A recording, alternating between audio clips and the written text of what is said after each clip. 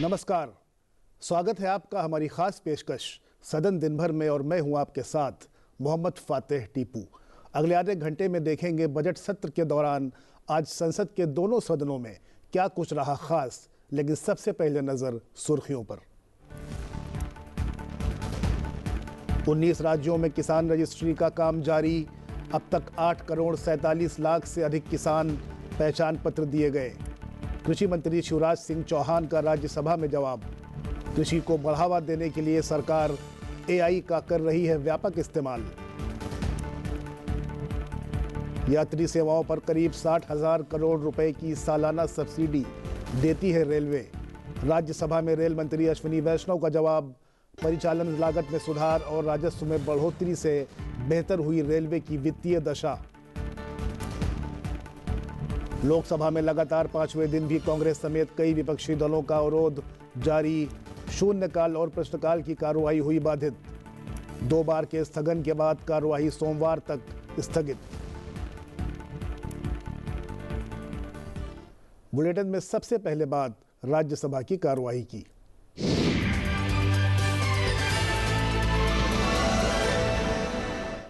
Rail मंत्री अश्विनी वैष्णव ने कहा कि भारतीय रेल इस समय यात्री सेवाओं पर 45% की दर से करीब 60,000 करोड़ रुपए की सब्सिडी देती है और देश में रेलवे यात्री किराया बेहतर सुविधाओं के बावजूद विकसित देशों से ही नहीं बल्कि पड़ोसी देशों से भी कम है।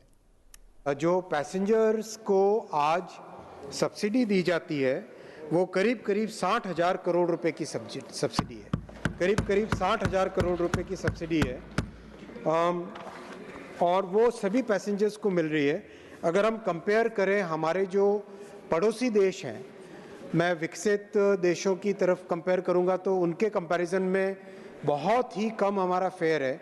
अभी हाल ही में डावोस वर्ल्ड इकोनॉमिक फोरम जाने का मौका मिला था, तो उसमें जब डावोस से ज्यूरिक ट्रेन से आया वापस, तो वंदे भारत के कंपैरिजन में ट्रेन है, वंदे भारत की जैसी फैसिलिटीज़ है और जो क्वालिटी है, हो सकता है वंदे भारत 21 ही हो, 19 नहीं है, कहीं पर भी उतनी अच्छी क्वालिटी की मतलब वंदे भारत बनी है, उसी के बराबर की ट्रेन है। लेकिन माननीय सभापति महोदय, वहाँ पर डावोस से ज्यूरिक का किराया वंदे भारत के किराए से 20 गुना अधिक था, 20 गुना, 20 टाइम्स अधिक था। और अगर पड़ोसी देश हमारे पाकिस्तान और बांग्लादेश से कंपेयर करें, उससे भी कम किराया भारत का है, जबकि फैसिलिटीज़ बहुत अच्छी है। और आज करीब अगर 100 रुपये कॉस्ट आती है यात्रियों के ट्रैवल करने की, तो उसमें टिकट मात्र 55 रुपये का लिया जाता है। 45% की सब्सिडी, 45% का कंसेशन, 45% की छूट आज भी सभी पैसेंजर्स को दी जा रही है। एक और पूरक प्रश्न के उत्तर में रेल मंत्री ने कहा, पिछले 10 साल में रेलवे के परिचालन में सुधार, किराए भाड़े के राजस्व में बढ़ोतरी और परिचालन लागत में बचत के उपायों से रेलवे के वित्तीय स्वास्थ्य में सुधार हुआ है। उन्होंने कहा कि इसके चलते आज रेलवे अपने पूरे खर्चे खुद निपटाते हुए थोड़ा बचत की स्थिति में आ गई है। तो पिछले 10 वर्षों में बहुत ही कंसर्टेड तरीके से जो एफर्ट्स हुए हैं, और माननीय श्री पीयूष गोयल जी यहाँ पे बैठे हैं, जितना आपने एक बहुत ही सिस्टमेटिक तरीके से रेलवे का फ्रेट को बढ़ाना, पैसेंजर का रेवेन्यू बढ़ाना, कॉस्ट पे कंट्रोल लाना, तो इस तरह से माननीय प्रधानमंत्री जी के नेतृत्व में इन 10 वर्षों में रेलवे की फाइनेंशियल हेल्थ में बहुत सुधार आया है। एनर्जी की कॉस्ट करीब 32,000 करोड़ है और फाइनेंसिंग की कॉस्ट करीब 23,000 करोड़ है। ये जो बड़े खर्चे हैं, 8,000 करोड़ के आसपास मेंटेनेंस की कॉस्ट है। ओवरऑल करीब 2,74,000 करोड़ की टोटल कॉस्ट आती है। अभी जिस तरह के स्टेप्स माननीय पीयूष जी ने लिए थे, उनसे पहले माननीय सुरेश प्रभु जी ने लिए थे, और इन 10-12 पूरे दशक में जो स्टेप्स लिए गए, उसके कारण रेलवे अपना सारा खर्चा मीट करके एक छोटा सा सरप्लस अभी बना पा रही है। और इसमें जो प्रधानमंत्री जी का बहुत दूरदर्शी निर्णय था, उस निर्णय की भूमिका बहुत बड़ी है। माननीय सभापति जी, जिस तरह से माननीय प्रधानमंत्री जी ने निर्णय लिया कि रेलवे को कंप्लीटली विद्युतीकरण करेंगे, पूरे देश के नेटवर्क का विद्युतीकरण करेंगे, मैं उसका बेनिफिट जो हुआ देश को, एनवायरनमेंट के पॉइंट ऑफ व्यू से तो बेनिफिट हुआ ही हुआ, डीजल के कंपैरिजन में इलेक्ट्रिकल सिस्टम का एनवायरमेंटल इम्पैक्ट करीब करीब 95% बेटर होता है, 95%। लेकिन जो फाइनेंशियल बेनिफिट हुआ वो भी आपके माध्यम से रखना चाहूँगा। एनर्जी की कॉस्ट, एनर्जी में डीजल और इलेक्ट्रिकल एनर्जी दोनों मिला के जो कॉस्ट आती है वो 4 साल पहले करीब करीब 37,000 करोड़ थी, 37,841 करोड़।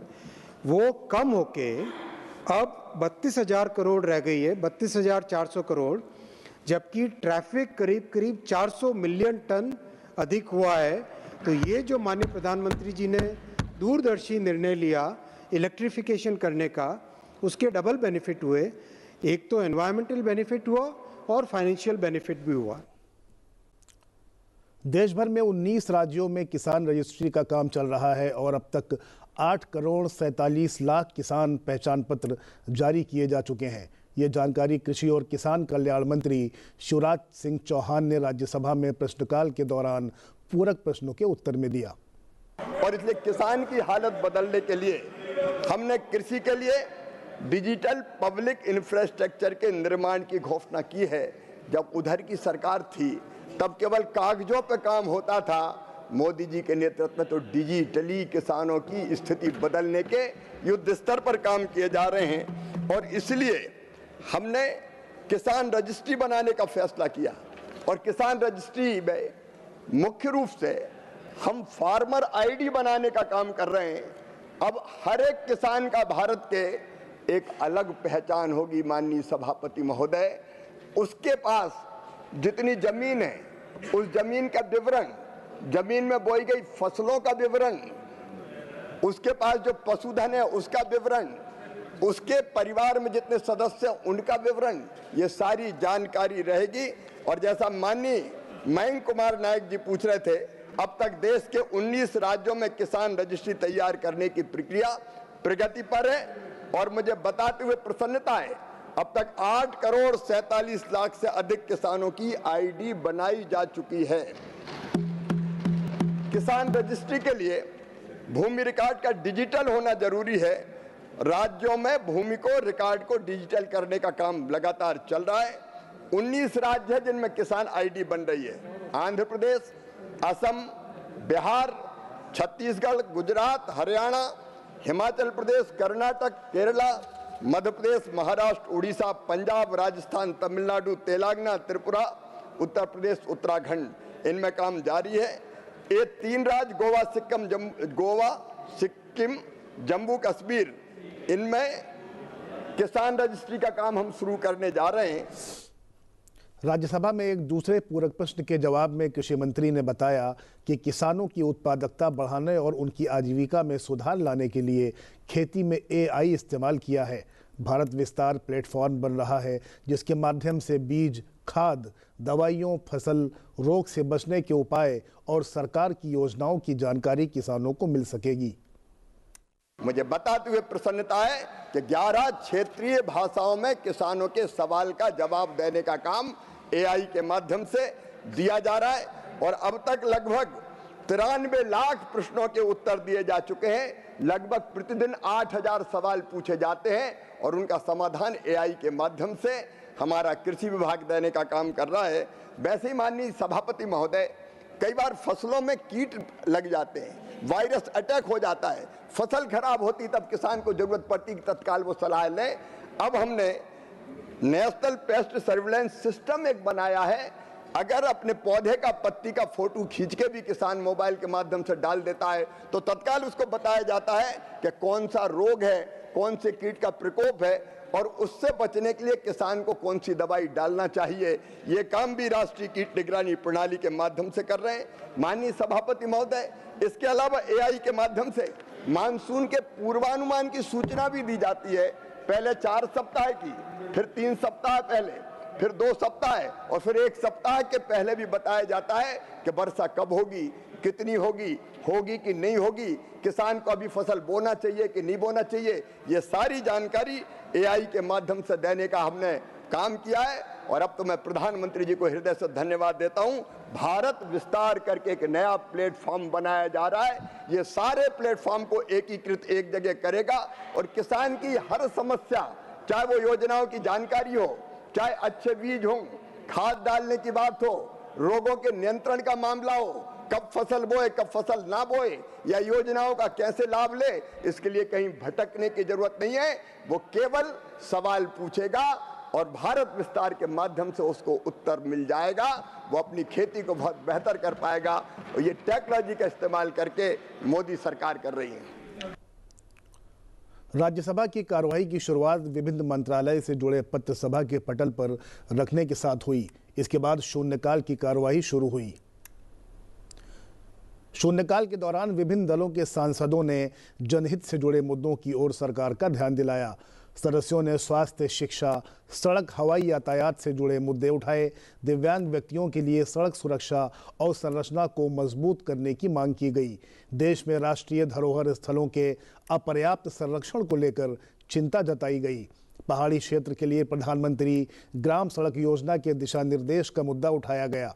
सांसद सुमित्रा वाल्मीकि ने शून्यकाल के दौरान सरकारी और निजी क्षेत्र के कर्मचारियों को शिशु देखभाल और मातृत्व अवकाश की तर्ज पर बुजुर्ग देखभाल अवकाश की सुविधा दिए जाने की मांग की। मैं सरकार से आग्रह करना चाहती हूँ कि मातृत्व मैटरनिटी और पितृत्व पैटर्निटी और अध्ययन अवकाश स्टडी लीव की तर्ज पर सरकारी और निजी दोनों क्षेत्रों में 45 दिनों का अवकाश बहुत आवश्यक है। महोदय, यह अवकाश 60 वर्ष से अधिक माता पिता के लिए गंभीर बीमारी के कारण उन परिवार में उन बच्चों को मिलना चाहिए। सांसद राजीव शुक्ला ने सोशल मीडिया प्लेटफॉर्मों के लिए स्पष्ट नीति और जवाबदेही की व्यवस्था सुनिश्चित करने की मांग की। मैं विनम्र आग्रह करता हूं सरकार से विषय पर कि स्पष्ट नीति लेकर आए, ऐसी नीति जिसमें अभिव्यक्ति की स्वतंत्रता भी सुरक्षित रहे और गलत सूचना फैलाने वालों की जवाबदेही भी तय हो। ऐसी नीति जिसमें कंपनियों की पारदर्शिता, कंटेंट मॉडरेशन की समीक्षा, ग्रीवांस रिड्रेसल की मजबूती और भारतीय उपयोगकर्ताओं की डिजिटल सुरक्षा पर ठोस कदम उठाए जाएं। सभापति जी, सोशल मीडिया केवल मनोरंजन का मंच नहीं है, यह जनमत निर्माण का सबसे प्रभावशाली माध्यम बन चुका है। सांसद सुभाष बराला ने ऐसे विज्ञापनों पर रोक लगाने की मांग की जो बच्चों को पैकेट और डिब्बाबंद हानिकारक खाद्य पदार्थ खाने के लिए प्रेरित करते हैं। सरकार से आग्रह है कि बच्चों को लक्षित विज्ञापनों पे रोक लगे, पैकेट पर स्पष्ट चेतावनी लेबल हो, स्कूल व आंगनबाड़ियों में पारंपरिक और मोटे अनाज को बढ़ावा दिया जाए तथा ईट राइट इंडिया और मिलेट मिशन को मजबूत किया जाए।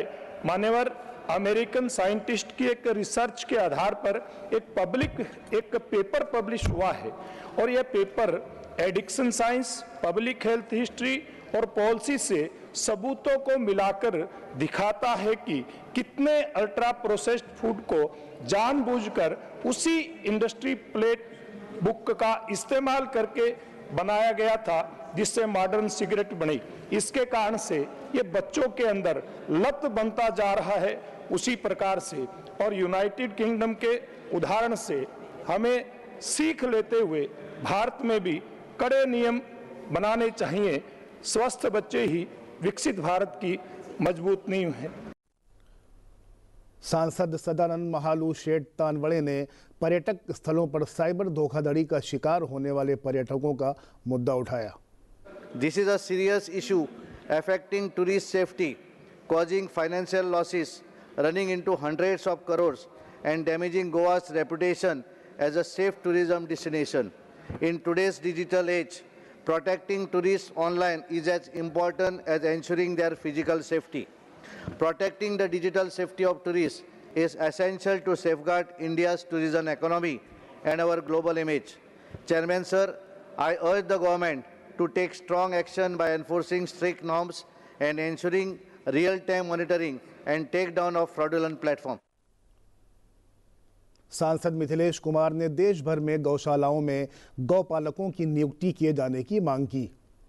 इसलिए मैं आपसे एक निवेदन करना चाहता हूं कि जो गौपालकों को वेतन मिलता है अधिकारियों के द्वारा उनको समय पर नहीं दिया जाता, इसलिए गौपालक गौ आश्रय छोड़कर चले जाते हैं। कोई सरकार से मैं इस विषय को गंभीरता लेते हुए मांग करूंगा कि वहाँ पर गौ पालकों के लिए अस्थायी रूप से नियुक्ति करने का कोई व्यवस्था करेंगे। ये केवल एक राज्य का ही नहीं बल्कि पूरे प्रदेश के ग्रामीण समाज और कृषि व्यवस्था से जुड़ा विषय है। मुझे आशा है कि इस विषय को गंभीरता लेते हुए सरकार आवश्यक कदम उठाएगी। बुलेटिन में अब बात लोकसभा की कार्रवाई की।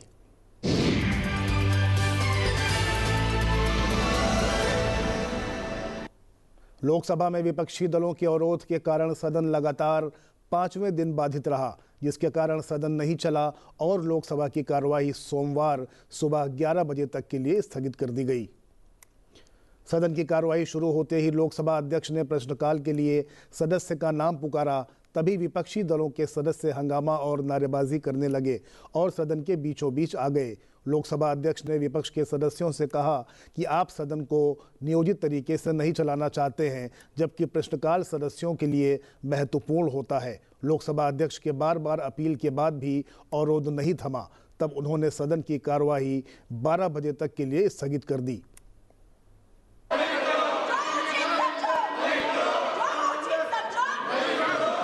बजट पर चर्चा है, आप अपने सारे विषय उस समय उठा सकते हैं। कृपया सदन की कार्यवाही चलने दें। प्राइवेट मामले, बिजनेस भी आज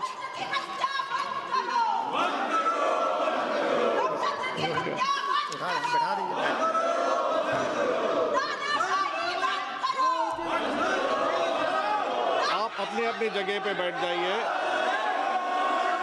आप अपनी अपनी जगह में बैठ जाइए। अपने आगे कार्यवाही चलाना है। आप अपने अपने जगह में बैठ जाइए। आप बैठिएगा, आगे कार्यवाही चलाना है। आप नहीं चाहते कि आप बोलें, आप नहीं चाहता कि आपको मौका मिले बोलने के। नहीं, हम आपको मौका देना चाहते हैं बोलने के लिए। आप नहीं चाहते कि कार्यवाही आगे चले। You don't want the business, you don't want the house to run its business. No, please, I'm requesting you once again. You are not supposed to exhibit these posters. This is against the rules. ये नियम के विरुद्ध है। ये आप ऐसे placards लेके आके नहीं दिखा सकते हैं। नहीं, आपको कई बार बोल चुके हैं, कई बार आपको बता चुके हैं कि you cannot exhibit, you cannot bring exhibits. Kindly put down the exhibits. Let the house run. Let the house run. Please put down the exhibits. Go back to your seats, please. I'm again requesting you. आप नहीं चाहते हैं कि house चले। You don't want the house to proceed. You don't want the business of the house to proceed peacefully. नहीं, अगर आप ऐसे चाहते हैं तो कैसे चलेगा? नहीं चलेगा। I can't run the house like this. I cannot run the house like this. Kindly, I'm requesting you once again. Please go back to your seats. Put down the placards. Put down the placards. Do not show them. This is not correct. अब अगर ऐसा करते हैं तो house नहीं चलेगा, मुश्किल होगा, मेरे को चलाना मुश्किल होगा। सभा की कार्यवाही सोमवार दिनांक 9 फरवरी 2026 को प्रातः 11 बजे तक के लिए स्थगित की जाती है। पीठासीन कृष्ण प्रसाद तेनेटी ने एक बार के स्थगन के बाद दोपहर 12 बजे जैसे ही सदन की कार्यवाही शुरू की तो विपक्षी दलों के सदस्य नारेबाजी और अवरोध करते हुए सदन के बीचों बीच आ गए। इस दौरान उन्होंने हंगामे के बीच ही जरूरी कागजात सदन के पटल पर रखवाए। प्रश्नकाल क्वेश्चन नंबर 101 श्री राजपाल सिंह महेंद्र सिंह यादव।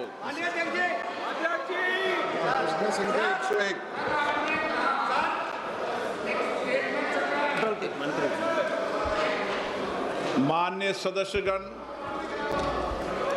मेरा हमेशा प्रयास रहता है सदन चले और प्रश्नकाल सभी माननीय सदस्यों का समय होता है। आज राज्यपाल जी का है, प्रियंका गांधी जी का भी है, अन्य सदस्यों का भी है। आप नियोजित तरीके से सदन नहीं चलाना चाहते, गतिरोध पैदा करना चाहते हैं। अभी तक 19 घंटे 13 मिनट सदन का समय बर्बाद हुआ है। 140 करोड़ जनता की अपेक्षा रहती है सदन चले, चर्चा हो, संवाद हो, लेकिन आप सभागृह की मर्यादाओं को समाप्त कर रहे हैं और देश की जनता सदन को चलती हुई देखना चाहती है। आपसे भी ये अपेक्षा करती है। पोस्टर और नारेबाजी के लिए आपको नहीं भेजा है, आपको चर्चा के लिए भेजा है। अगर आप सदन नहीं चलाना चाहते, नियोजित तरीके से गतिरोध पैदा करना चाहते हैं, सभागृह की मर्यादाओं को समाप्त करना चाहते हैं, तो मैं सदन चलाने, ऐसा सदन में नहीं चला सकता। आप जाना चाहते हैं, चर्चा करना चाहते हैं, प्रश्नकाल पर नहीं करना चाहते, माननीय सदस्य प्लीज, माननीय सदस्य विदेश मंत्री जी बात मत करिए इनसे। माननीय सदस्य चलिए बैठिए इधर। कोई भी माननीय सदस्य इधर से उधर जाकर बात नहीं करेगा। सदन की मर्यादा बनाए रखो। सदन की कार्रवाई आज 12 बजे तक के लिए स्थगित की जाती है। दोपहर 12 बजे सदन की कार्यवाही शुरू होने पर पीठासीन सभापति ने सदस्यों को सूचित किया कि लोकसभा अध्यक्ष ने सभी स्थगन प्रस्तावों को अस्वीकार कर दिया है। इसके बाद सदन में विभिन्न मंत्रालय से जुड़े पत्र सभा के पटल पर रखे गए।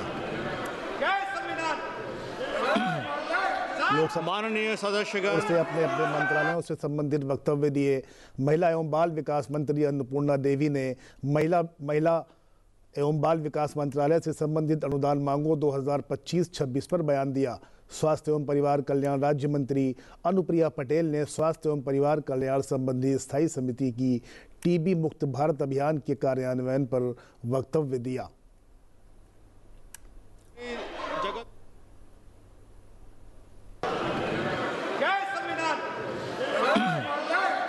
माननीय सदस्यगण, माननीय अध्यक्ष को कई माननीय सदस्यों के द्वारा कुछ विषयों पर स्थगन प्रस्ताव की सूचनाएं प्राप्त हुई है। माननीय अध्यक्ष ने स्थगन प्रस्ताव की किसी भी सूचना के लिए अनुमति प्रदान नहीं की है। आइटम नंबर 2, माननीय Shri Jagat Prakash Nadda ji. Honorable Speaker, sir, with your permission, I rise to lay on the table of the House papers mentioned against my name in today's revised list of business. Thank you, sir. Item number 3, माननीय श्री अर्जुन राम मेघवाल जी। Honorable Chairperson, sir, with your kind permission, I rise to lay on the table of the House the papers pertaining to the Ministry of Law and Justice as mentioned against my name in today's revised list of the business. Thank you, sir. Item number 4, माननीय श्री प्रताप राव जाधव जी। माननीय अध्यक्ष महोदय, मैं आपकी अनुमति से आज की संशोधित कार्यसूची में मेरे नाम के सन्मुख उल्लिखित विषय से संबंधित दस्तावेज सदन के पटल पर रखता हूँ। आइटम नंबर 5, माननीय श्रीमती अनुप्रिया पटेल जी। Chairman, sir, with your permission, I rise to lay on the table of the House papers listed against my name as to number 5 in the revised list of business. Item number 6, माननीय Shri Kirtivardhan Singh ji. Honorable Speaker, sir, with your permission, I rise to lay on the table of the House the papers related to the Ministry of External Affairs as mentioned against my name at serial number 6 in today's revised list of business. Thank you, sir. Item number 7, माननीय Shri Shantanu Thakur ji. Honorable Speaker, sir, with your kind permission, I rise to lay on the table of the House the papers mentioned against my name, serial number 7, on today's revised list of business. Thank you, sir. Item number 8, माननीय श्री अर्जुन राम मेघवाल जी। Thank you, Honorable Chairperson, sir.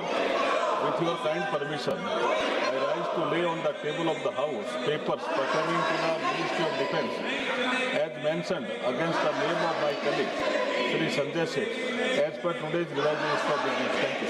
Thank you, sir.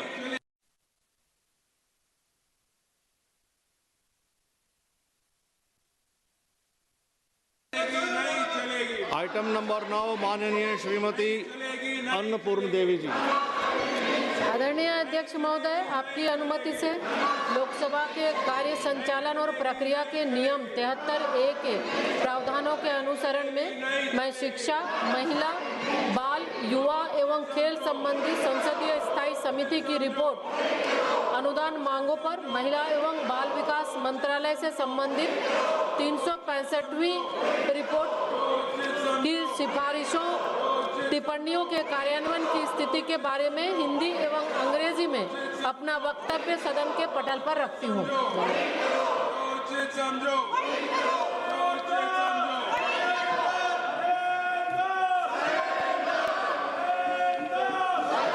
माननीय सदस्यगण,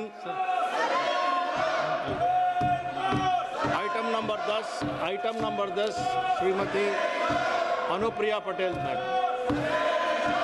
Chairman, sir, with your permission, I rise to make a statement regarding the status of implementation of the recommendations contained in the 149 and 161st reports of the Standing Committee of Health and Family Welfare on the implementation of the Pradhan Mantri TB Mukta Bharat Abhiyan pertaining to the Ministry of Health and Family Welfare.